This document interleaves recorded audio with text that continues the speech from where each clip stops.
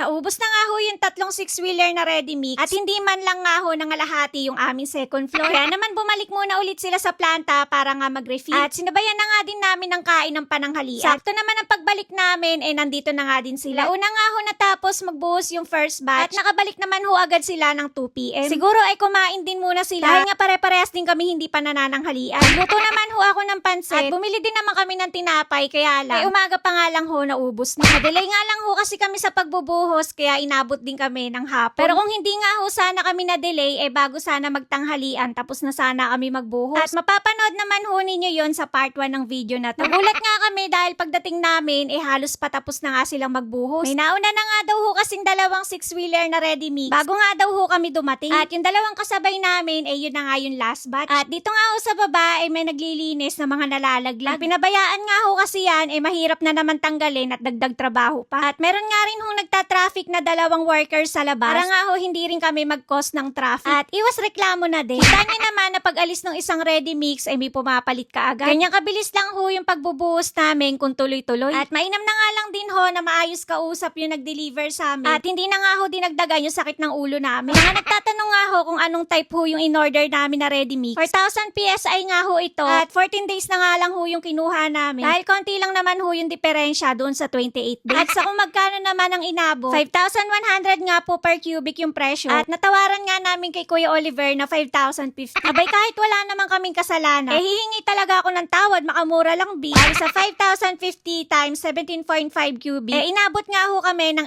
88,375. Plus, umarkila pa po kami ng pump kit at 16,000 nga ho yung arkila namin doon. Kaya pumatak din ho ng 104,375. At medyo masakit nga ho iyon. At daig ko pa nga ho yung na broken heart. Kaya kayo bago kayo magpagawa ng bahay, dapat malakas yung loob mo at matibay nga din yung bulsa mo. So, sobrang mahal nga ho ng materialis ngayon, wala ka na nga hong magagawa. At hihinga ka na lang talaga ng malalim. May mga nababasa nga ho akong nagko-comment na dapat daw nagmano-mano na lang ako. Alam nyo ho ba na nag-compute din kami kung magkano din yung gagastusin pag ginawa naming mano-mano yung buhos. At hindi rin naman ho halos nagkakalayo yung presyo. Dahil sa simento, graba at buhangin pala, halos nasa 80k na nga din ho yung gagastusin. At kung isasama nga din ho natin yung manpower, gagastos din ho kami ng halos 100k. Dahil kailangan din namin magdagdag ng mga tauhan para kayanin yung 8 to 5 p.m. na working hours. Masakit pa doon, hindi namin sigurado kung matatapos kaagad yon ng maghapon lang. At mas pabor nga kami sa ganito dahil isang araw nga lang tapos na. Mabalik na nga ho tayo dito dahil hindi na nga ho kaya ipump yung semento dahil konti na lang. Kaya inilagay na lang nila dito at tinimba-timba na lang yung biga na hindi natapos. At kung kailan nga ho patapos na kami, saka nga nagkalat dito sila kuya. Hindi, biro lang. Yung iba nga hong sumobra naibuhos na sa mga footings ng poste ng bakod. At chinek ko nga din ho itong mga tubo kung meron bang bumaluktot o lumihis dito sa mga support ng steel deck. Mainam na nga lang